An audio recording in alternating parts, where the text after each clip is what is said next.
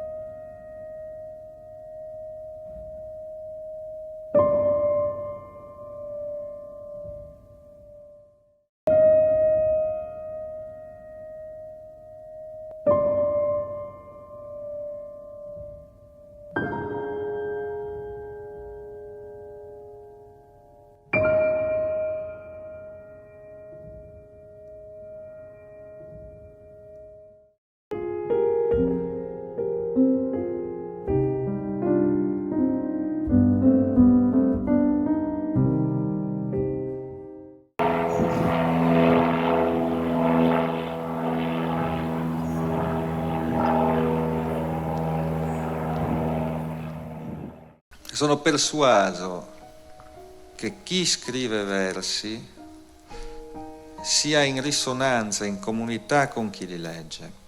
Ancora di più, la poesia è preziosa perché coloro che la leggono, quando la leggono, mobilitano la propria conoscenza, le proprie esperienze di vita, per interpretare dei testi che nel momento stesso in cui vengono interpretati prendono altra forma, crescono con l'individuo che li ha fatti crescere leggendoli.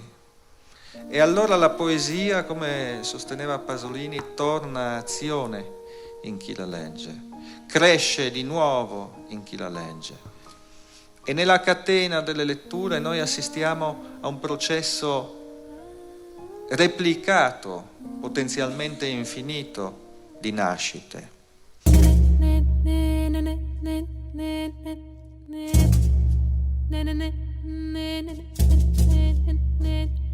Nell'aria di maggio la bella farfalla dall'ala che gialla mi pare un miraggio. È un dono di Dio che sembra un po' un gioco, e scusa se è poco, un poco è anche mio.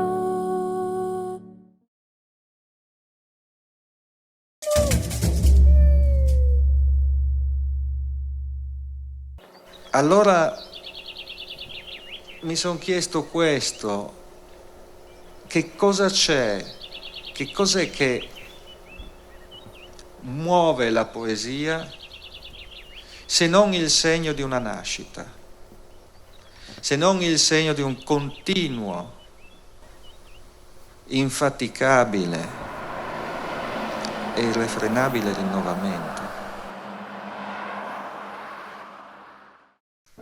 Sono nato al di qua di questi fogli, lungo un fiume. Porto nelle narici il cuore di resina degli abeti, negli occhi il silenzio di quando nevica, la memoria lunga di chi ha poco da raccontare.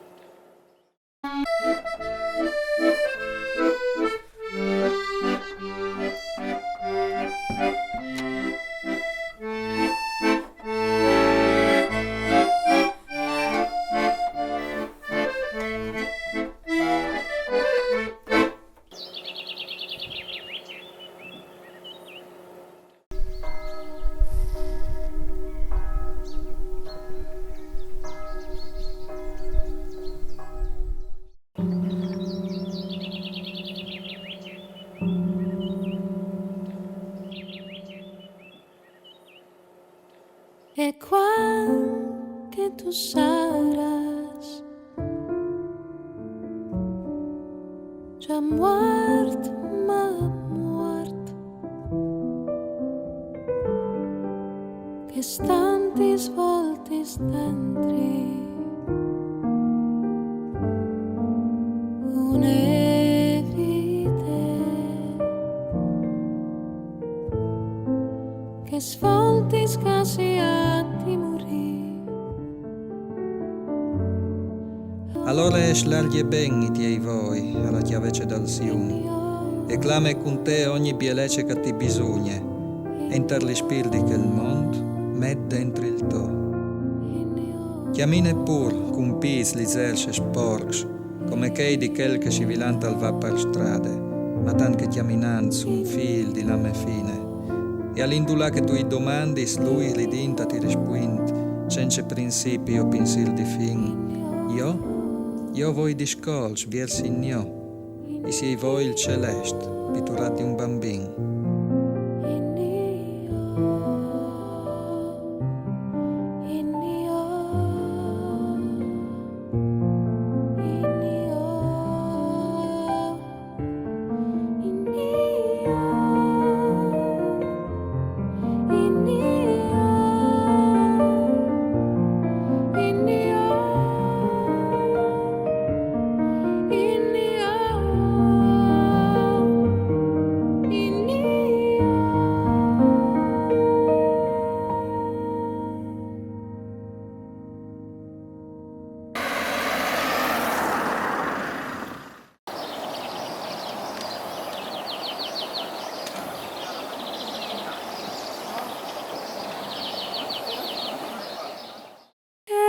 C'è che vorrei